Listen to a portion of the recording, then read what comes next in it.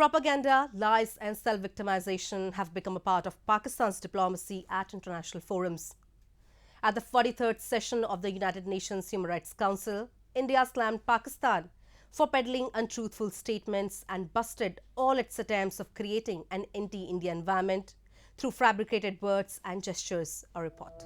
Mr. Vice President, I have been compelled to exercise India's right of reply in response to the mendacious statements delivered by Pakistan today. For more than a couple of years now, India has been taking up the issue of threat of global Islamic terrorism propagated by Islamabad at various world forums. India's consistent efforts of bringing the issue of terrorism to discussion at global level has frustrated Pakistan to an extent where it has started passing fabricated statements to safeguard its guilty face. At the 43rd session of the UN Human Rights Council, India gave befitting reply to Islamabad as it tried to peddle anti-India propaganda. The blatant and incessant abuse of various agenda items of this important council session by Pakistan to malign my country is hard to miss, as is their hypocrisy and fakery that only intends to politicize this forum.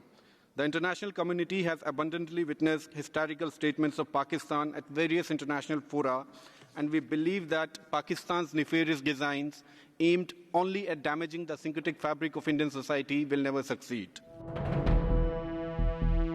Exercising India's right to reply, Vimarsh Aryan, India's first Secretary in Ministry of External Affairs, condemned Pakistan for harboring some of the world's deadliest terror organizations, which pose the biggest threat to human rights of people in India and around the world.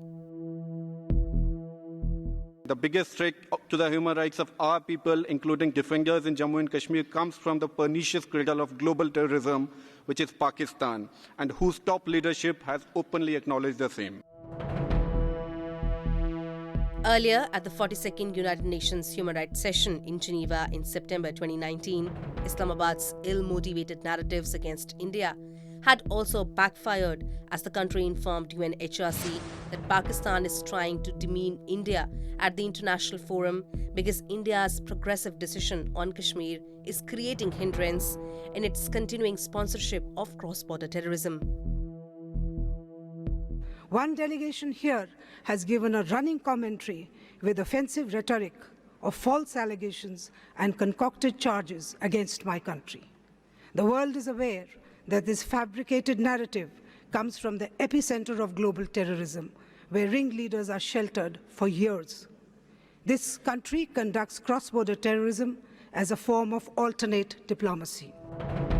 Pakistan misuses all the august international forums to radiate false claims and anti-India propaganda to hide its failures in taking counter-terrorism efforts against the terrorists sitting in its backyard. But to its much embarrassment, all its attempts of maligning India's image fall flat on its face, as India in return exposes Pakistan's foul play of using cross-border terrorism to create havoc in India and then ironically victimizing itself by propagating lies against India.